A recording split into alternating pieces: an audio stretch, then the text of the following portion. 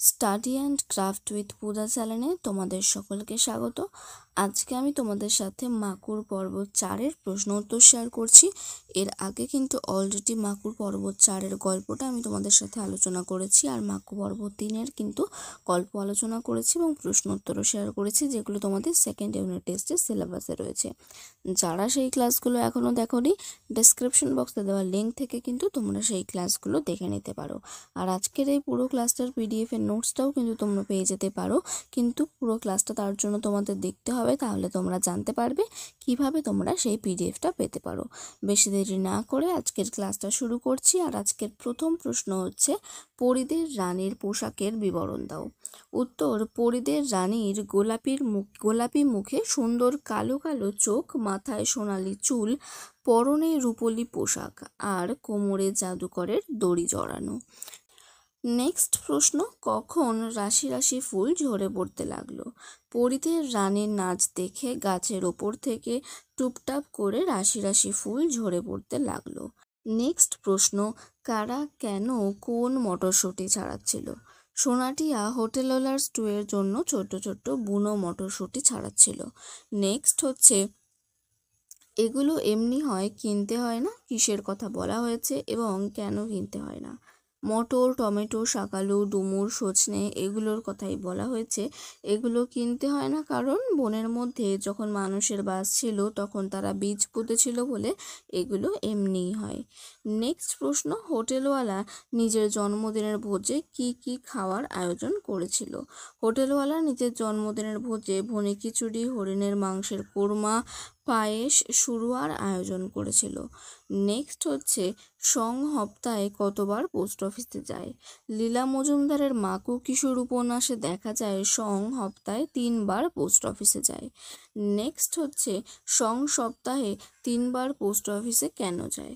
1 টাকা দিয়ে লটারির টিকিট কিনে বড়লোক হওয়ার আশায় পোস্টমাস্টারের কাছে যেত খবরের কাগজের লটারির কথা লিখেছে কিনা জানতে। নেক্সট, হোটেলওয়ালার রান্নায় কিভাবে সাহায্য করে?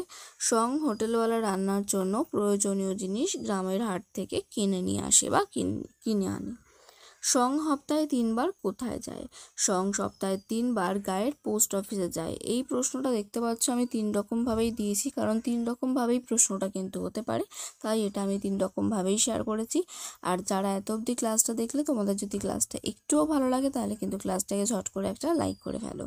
এরপরে দেখো পরের প্রশ্ন, সংরা লুকিয়ে আছে জানতে পারলে দারোগা কি করবে?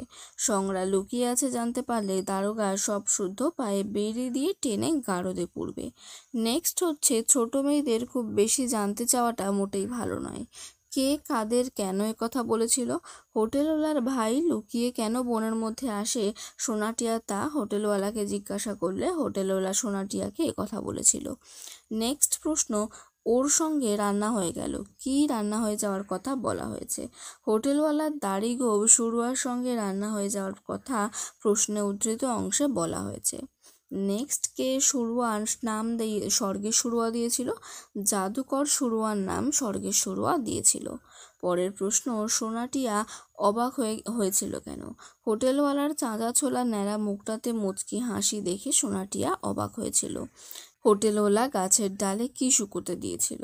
শুরুয়া থেকে হোটেলওয়ালা তার দাড়ি গোঁফ তুলে বালতির জলে ধুয়ে গাছের ডালে শুকোতে দিয়েছিল।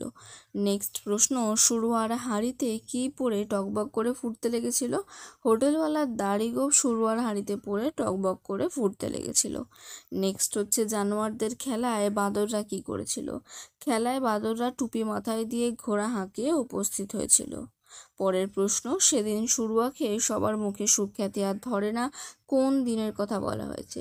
যেদিন শুরুয়াতে হোটেলওয়ালার দাড়ি গোঁফ পড়ে গিয়ে শুরুয়ার সাথে রান্না হয়ে গিয়েছিল, সেই দিন শুরুয়া খেয়ে সবাই সুখ্যাতি করেছিল। পরের প্রশ্ন, হোটেলওয়ালা ও মাকু কিভাবে টিয়ার কান্না থামিয়েছিল? হোটেলওয়ালা ও মাকু টিয়ার মাথায় হাত বুলিয়ে বাতাসা খাইয়ে কান্না থামিয়েছিল। নেক্সট, সোনা ওর মুখ টিপে ধরে বলল, চুপ বোকা। টিয়া বোকামি করেছে বলে সোনার মনে হলো কেন? হোটেলওয়ালার সামনে টিয়া কলের মানুষ মাকু সম্পর্কে কথাটা প্রায় বলে ফেলেছিল বলে সোনার এরকম মনে হয়। তারপরের প্রশ্ন, সোনাটিয়া হোটেলওয়ালার কি দেখে অবাক হয়েছিল? সোনাটিয়া হোটেলওয়ালার চাঁদা ছোলা ন্যাড়া মুখ দেখে অবাক হয়েছিল। নেক্সট, মাকু হাঁড়িপানা মুখ করে আসছিল কেন? বাঁশঝাড়ে খরগোশ না পেয়ে মাকু হাঁড়ি মুখ করে আসছিল। পরের প্রশ্ন, তোমাকে আমরা খুব ভালোবাসি কে কাকে বলেছিল? লীলা মজুমদারের মাকু কিশোর উপন্যাসে সোনাটিয়া মাকুকে কথা বলেছিল। পরের প্রশ্ন, এবার আর মাকুর রক্ষা নেই কি দেখে একথা মনে হয়েছিল? কোট প্যান্টালুন পরা লোকটাকে দেখে সোনাটিয়ার একথা মনে হয়েছিল। পরের প্রশ্ন, চারিদিকে কিসের গন্ধে মোমো করছে? চারিদিকে পায়েসের গন্ধে মোমো করছে। নেক্সট প্রশ্ন, তোমার গায়ে তো দেখছি 5টা মোষের শক্তি কে কাকে কথাটা বলেছিল? লীলা মজুমদারের মাকু কিশোর উপন্যাসে হোটেলওয়ালা মাকুকে কথা বলেছিল। আজকের ক্লাসে আমি এই কোশ্চেনগুলি তোমাদের সাথে শেয়ার করলাম। তোমাদের যদি ক্লাসটা ভালো লাগে আর এই ক্লাসের পিডিএফটা যদি তোমরা পেতে চাও তাহলে ঝট করে ক্লাসটাকে লাইক করে ফেলো, কমেন্ট করে জানাও তোমাদের ক্লাসটা কেমন লাগলো। বন্ধুদের সাথে বেশি করে শেয়ার করে দাও, আর যারা এখনও সাবস্ক্রাইব করোনি তারা চ্যানেলটাকে সাবস্ক্রাইব করে নাও এবং তারপরে স্ক্রিনে দেওয়া মেল আইডিতে আমাকে মেল করো পিডিএফটা পাওয়ার জন্য। আর সাবজেক্ট স্ক্রিনে যেটা দেখতে পাচ্ছ অ্যাজ ইট ইজ সেটাই লিখবে। কম্পোজ মেলে নিজেদের নামটা লিখে পাঠিয়ে দিলে কিন্তু খুব ইজিলি তোমরা এই পুরো ক্লাসের পিডিএফটা পেয়ে যাবে। তাহলে আজকের ক্লাসটা এখানেই শেষ করছি। Thank you.